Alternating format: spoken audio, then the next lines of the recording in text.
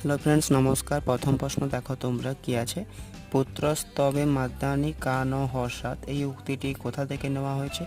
Option দেখো, শিশুপাল বধ, রঘুবংশত, ঠিক আছে, কুমার সম্ভব এবং অভিজ্ঞান শকুন্তলম। তো এখানে উত্তর তোমাদের হবে কুমার সম্ভবম, ঠিক আছে।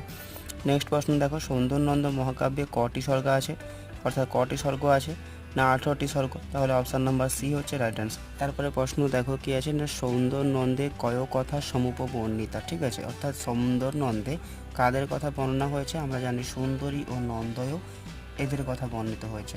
4 নম্বর অপশান দেখো না, ভট্টিকাব্যে কতি স্বর্গ বিদ্যন্তে, ভট্টিকাব্যে আমরা জানি 18টি স্বর্গ রয়েছে, তাহলে অপশান নম্বর ই হচ্ছে রাইট অ্যান্সার। এবং 5 থেকে দেখো, কুমার দাসস্য রচনা অস্তি, কুমার দাসের রচনা কোনটা? না জানকী হরণম। হরবিজয় মহাকাব্যম কশ্যপ কীর্তি অস্তি, ঠিক আছে। এখানে দেখো অপশান নাম্বার সি হচ্ছে রাইট অ্যান্সার। এবং পরের দুটো প্রশ্ন তোমরা কমেন্টে জানো কি উত্তর হবে। ধন্যবাদ।